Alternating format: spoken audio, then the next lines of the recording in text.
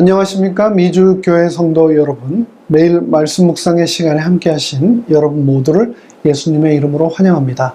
저는 뉴욕에 있는 퀸즈교회를 섬기는 문인정이라고 합니다. 오늘은 8월 28일 월요일, 그리스도의 신부로서의 교회 첫 번째 시간을 함께 묵상하겠습니다. 말씀 묵상에 앞서 잠시 머리 숙여 기도하겠습니다. 하늘에 계신 저희들의 아버지 하나님, 오늘 이제 말씀 앞에 섰습니다. 이 말씀을 통하여 우리가 그리스도의 신부임을 다시 한번 기억하게 하여 주시고 그 의미가 무엇인지 다시 한번 깨닫게 하여 주시옵소서. 예수님의 이름으로 기도합니다. 아멘. 2023년도 지금 현재 지구상에는 집계되기까지 약 80억 4,530여 명의 사람들이 살아가고 있다고 합니다. 80억이 넘는 인구가 이 땅에 살고 있는데 이 모든 사람들이 사는 지역도 다르고 먹는 음식도 다르고 사용하는 언어도 다르고 특별히 사는 방법, 풍습도 참 다릅니다. 그런데 그 다름을 가장 잘 체감할 수 있는 문화적, 사회적 이벤트 중에 하나는 고대와 근대 그리고 현대를 막론하고 바로 결혼식이라고 할 수 있습니다. 결혼이라는 삶의 이벤트를 어떻게 준비하고 어떻게 맞이하고 어떻게 유지해 나가고 어떻게 받아들이느냐를 보면 그들의 세상을 바라보는 그리고 그들이 인생을 대하는 태도를 훨씬 잘 알 수 있습니다. 저는 한국에서 목회를 할 때 결혼식장에서 몇 번 주례를 할 특권을 누렸었는데요. 교회에서 하는 결혼식에 비해서 시간과 장소의 제약이 많아서 무척 힘들었던 기억이 있습니다.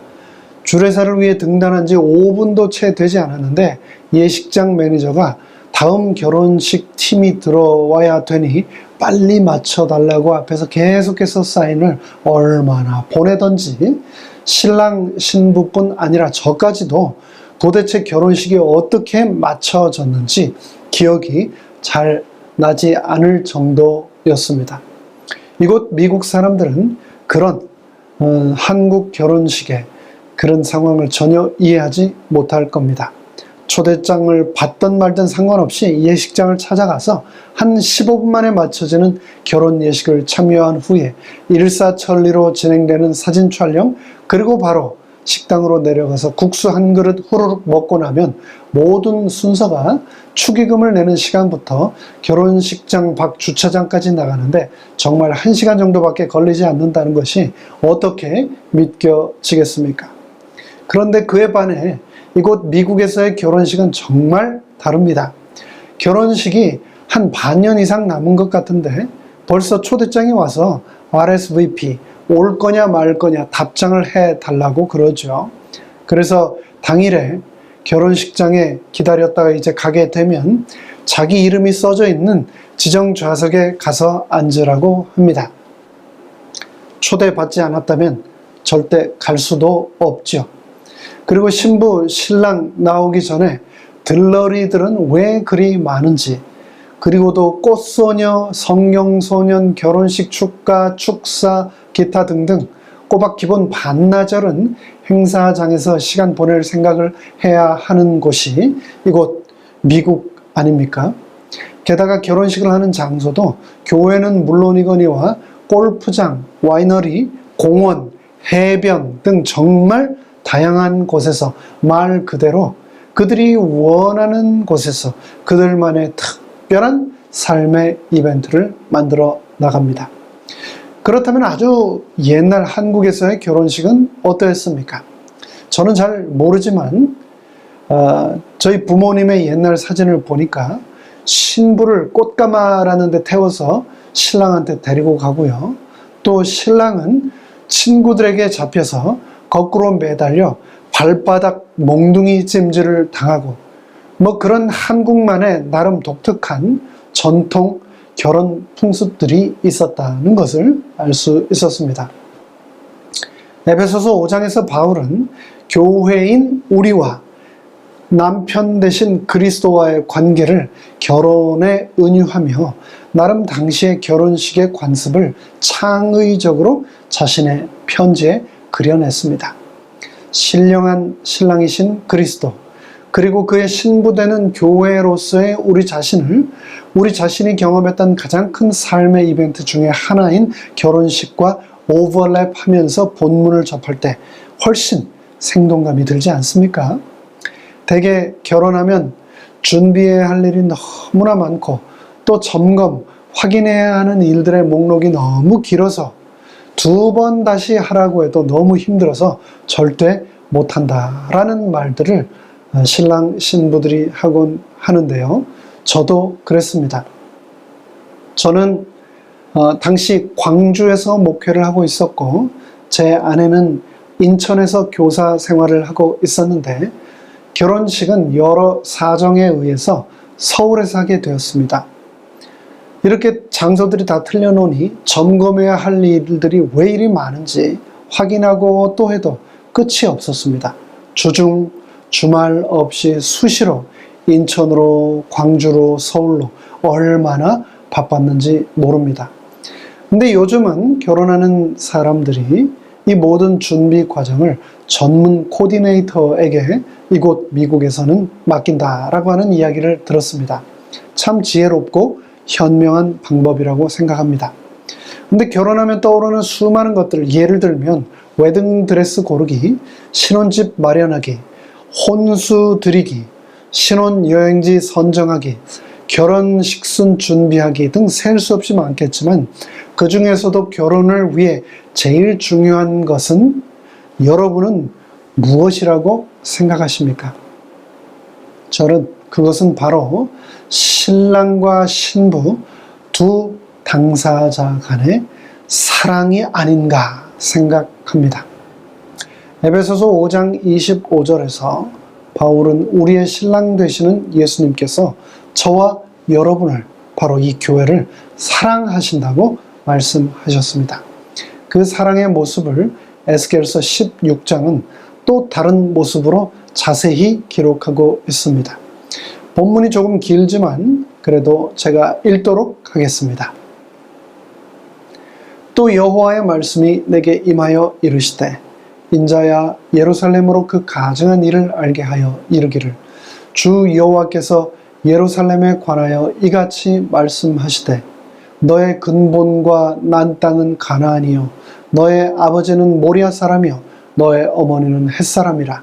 네가 난 것을 말하건대 네가 날 때 너의 배꼽줄을 자르지 아니하였고 너를 물로 씻어 정결하게 하지 아니하였고 너에게 소금을 뿌리지 아니하였고 너를 강보로 싸지도 아니하였나니 아무도 그 누구도 너를 돌보아 이 중에 한 가지라도 너에게 행하여 너를 불쌍히 여긴 자가 없었으므로 네가 나던 날에 너의 몸이 천하게 여겨져 네가 들에 버려졌느니라. 내가 너의 곁으로 지나갈 때 네가 피투성이가 되어 발짓하는 것을 보고 내게 이르기를 너는 피투성이라도 살라. 다시 이르기를 너는 피투성이라도 살라 하고 내가 너를 들에 풀같이 많게 하였더니 네가 크게 자라고 심히 아름다우며 유방이 뚜렷하고 너의 머리털이 자랐으나 네가 여전히 벌거벗은 알몸이더라.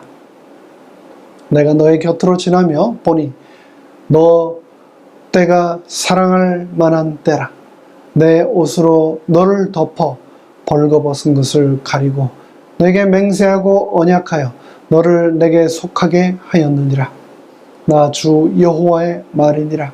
내가 물로 너의 피를 씻어 없애고 내게 기름을 바르고 수 놓은 옷을 입히고 물 돼지 가죽 신을 신기고 가는 배로 두르고 모시로 덧 입히고 폐물을 채우고 팔 고리를 손목에 끼우고 목고리를 목에 걸고 코고리를 코에 달고 귀고리를 귀에 달고 화려한 왕관을 머리 위에 씌웠나니 이와 같이 네가 금 은으로 장식하고 가는 배와 모시와 수 놓은 것을 입으며 또 고운 밀가루와 꿀과 기름을 먹음으로 극히 곱고 형통하여 왕후의 지위에 올랐느니라. 너의 화려함으로 말미암아 너의 명성이 이방인 중에 퍼졌음은 내가 너에게 입힌 영화로 너의 화려함이 온전함이니라. 주 여호와의 말이니라. 금방 읽은 본문의 비유를 통하여 우리는 고대의 결혼 관습의 한 단면을 볼 수 있습니다. 옛날에는 원치 않는, 특별히 여자아이들을 낳는 경우에는 낳자마자 들판에 버리는 경우들이 아주 흔했다고 합니다. 그렇게 아이가 버려지면 곧 죽곤 했습니다. 아이들에게 가장 기본적으로 행해야 할 일들조차 해주지 않고 그대로 문 밖에 방치해 두었으며, 심지어 고대 아랍인들은 산채로 그런 태아들을 매장하기까지 했다고 합니다. 독립적인 삶을 위해서는 태아의 탯줄은 반드시 끊어줘야 했습니다.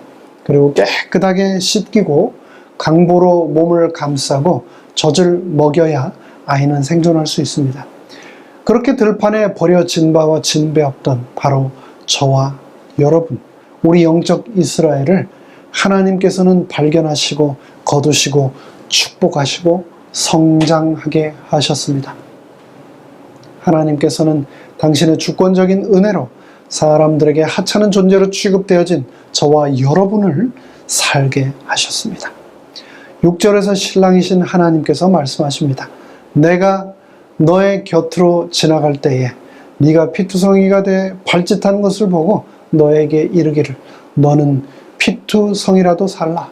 다시 이르기를 너는 피투성이라도 살라 라고 하셨습니다. 그렇게 하나님의 은혜로 목숨을 건진 아이가 자라며 심히 아름다워지며 결혼해도 될 만큼 성숙하게 되었습니다. 그러나 그럼에도 불구하고 아직도 자신을 가릴 옷조차 입지 못한 채 여전히 수치와 부끄러움 가운데 처하게 되었습니다. 그런 우리를 신랑께서는 자신의 옷으로 덮어 우리의 부끄러움을 가리시고 영화롭게 하셨습니다. 그분께서는 언약을 통해 우리를 당신 하나님의 소유가 되게 하셨습니다. 그것이 전부가 아니었습니다. 그분께서는 우리를 화려한 장식품과 금과 은과 보석으로 단장시키시고 풍요로운 음식으로 먹이시며 곱고 형통하게 하셔서 왕후의 지위까지 올리셨습니다. 신랑께서 신부인 우리를 얼마나 사랑하시는지를 그 먼 옛날 어쩜 이렇게 아름다운 언어로 묘사를 잘 해놨는지요. 우리의 신랑이신 예수님께서는 우리를 사랑하시는 것에 대해서는 이와 같이 조금의 의심의 여지도 없으십니다. 그런데 그분께서는 우리를 사랑하실 뿐 아니라 우리를 위하여 값을 치르셨다라고 성경은 기록하고 있습니다.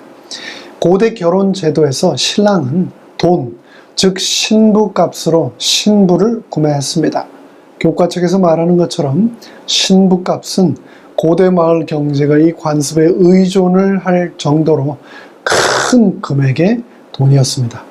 그런데 그리스도께서는 신부인 저와 바로 여러분을 위해서 자신을, 이 온 우주보다도 더 귀한 자신의 생명을, 그 보혈을 대가로 치르셨습니다. 성육신과 십자가라고 하는 신부값을 바로 저와 여러분을 위해 치르신 겁니다. 누군가 말하더군요. 세상에서 내가 선택할 수 있는 유일한 혈육은 배우자밖에 없다고요. 내 생각을 보니 맞는 말이었습니다. 부모님도 내가 선택한 것이 아니고 내 자녀도 내가 선택하는 것 아니라 나아지는 것 아닙니까? 그런데 배우자만큼은 내가 선택해서 내 아내로, 내 남편으로, 내 가족으로 삼아지는 것 아닙니까? 분명히 예수님께서도 얼마든지 선택하실 수 있으셨을 겁니다. 얼마든지 좋은 신부를 선택하실 수, 이 온 우주 거민들 가운데 얼마든지 저와 여러분보다도 좋은 신부를 선택하실 수 있으셨을 겁니다. 그런데 에스겔 선지자가 말한 것처럼 갓 나아서 들판에 피투성이가 된 채 버려져 죽음만을 기다리고 있던 속절없는 저와 여러분을 그분께서는 목숨을 내어 놓으시면서까지 값으로 사신 겁니다. 이를 통해서 우리는 예수님께서 얼마나 우리를 사랑하시며 얼마나 이 결혼에 진심이시며 이 결혼을 진지하게 생각하시는지를 알 수 있습니다. 세상은 날마다 급속도로 변해가고 있습니다. 신성하게 여겨지던 결혼의 맹세가 순식간에 휴지 조각처럼 버려지고 서로를 향해 고백했던 거룩한 서약이 부질없는 기약이 되는 경우가 얼마나 많습니까? 그럼에도 불구하고 성경은 여전히 우리의 신랑이신 예수님께서는 신부된 저와 여러분, 이 교회를 변함없이 사랑하신다고 말씀하십니다. 이런 신랑을 끝까지 버리지 않는 우리 모두가 되기를 간절히 바라며 교과 해설을 마칩니다. 다 함께 머리 숙여 기도하겠습니다. 하늘에 계신 저희들의 아버지 하나님, 보잘것없고 연약하고 죽을 수밖에 없는 그런 저와 우리 모두를 예수님께서는 신부로 선택하여 주시고 우리를 위하여 신부값으로 예수님 당신의 모든 것을 치르셨습니다.